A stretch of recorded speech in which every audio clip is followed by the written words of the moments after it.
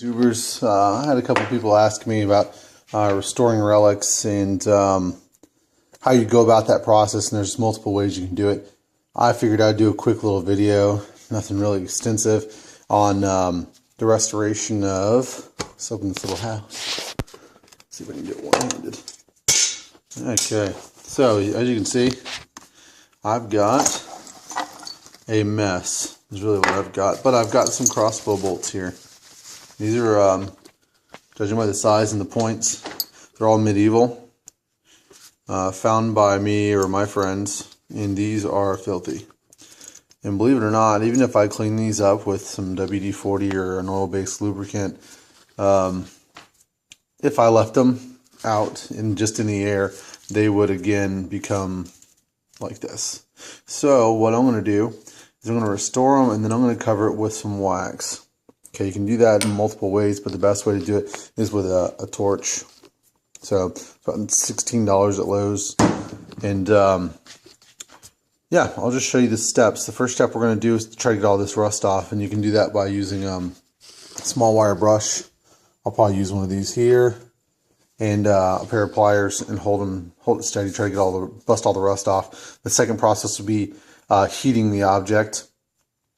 And I'll be doing that with the torch, of course, and then I'll use wax to cover and coat it.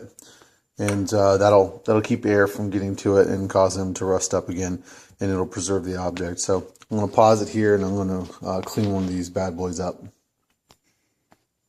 I don't know if you can see that or not, but it's starting to clean up a little bit. There are some grooves, and if you don't get, let's see, if you don't get everything out of those grooves and then you seal it, you're just going to have more problems down the road. But you can see this side's pretty clean, and then this side's still covered.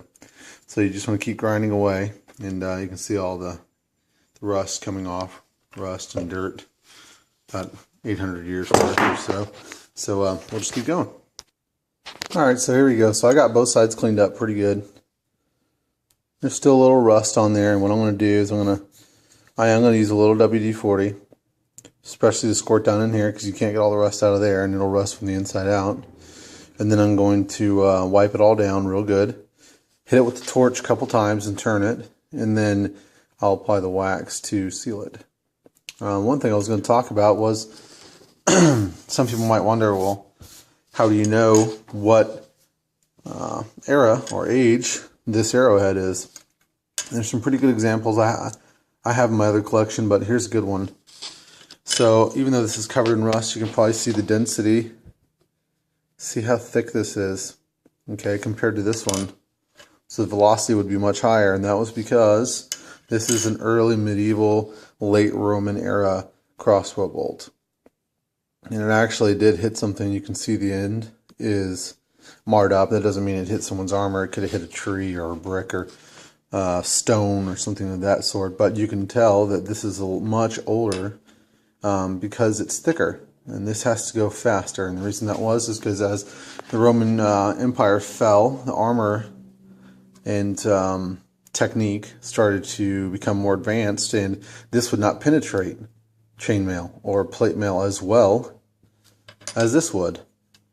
This one is made to penetrate heavy armor.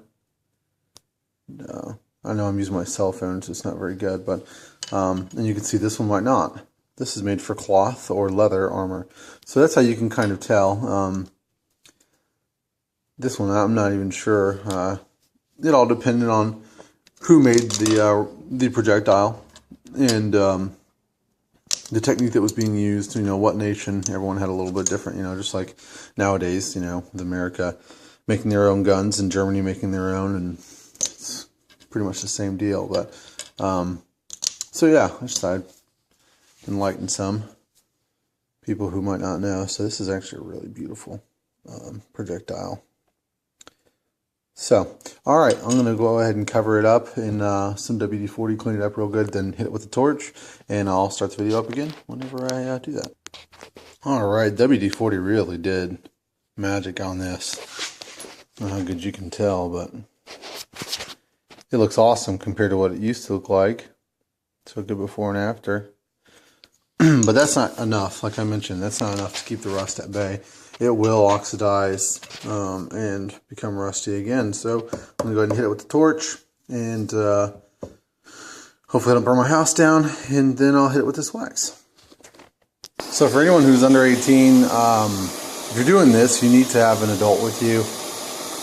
Not to say that you couldn't do it by yourself, but it's just safer that way, and you don't hurt yourself or burn your house down. I think your parents will be pretty ticked off if that happens. So you can see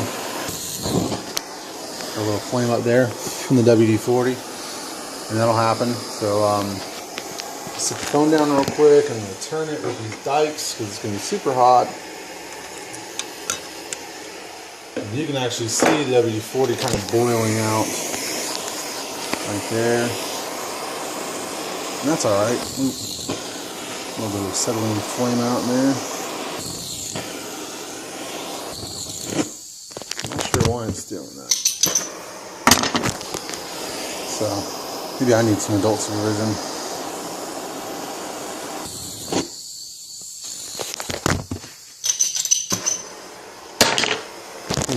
Maybe I got a bad nozzle or something on here. It might be my technique actually, so I'm not used to doing this. So I'm going to keep on with this, and then I'll hit you up in a second. Alright, I've actually coated it with wax now, and you can't tell in the video, but it looks awesome. So, now that it's coated and clean, it's got wax all over it. It should definitely slow down, if not fully stop, the rusting process. And I want to save the rest of these, so I'm going to have to do it. Inevitably, all of these need it. But, I mean, if you want to tell the difference, there it is. 9 day. And this is the same process that museums would do, or private collectors such as myself. I mean, we're going to do this to help preserve our finds, things that we've discovered. It'll work just about on anything. There are some pieces that I will never do it to. Open this box up. I have some objects here like this cross, you know, so I would never put anything on this. You definitely don't want to put direct heat on it. I mean, that's horrible for it. So, so there's some things. That medieval cross. Here's a religious pendant. It does have a little bit of rust on it, but I'm not going to hit it up with any heat or abrasive materials because it'll take away from the surface, and you don't want that. You want to be able to preserve these things. So, but this would be a good candidate. It's actually in pretty good shape. So, all kinds of little things in here, but you want to, the gist of it is you want to be very careful with what you're putting under a flame. This is a Celtic dagger shape.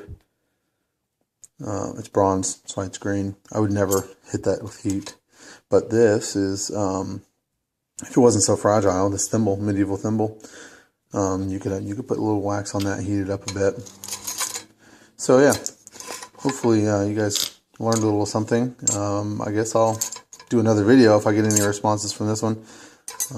Feel free to like and subscribe, and request. I request a video of whatever you want. I have just about every relic you can imagine, and a lot of it needs restoration. So yeah, just go ahead and let me know what you want to see.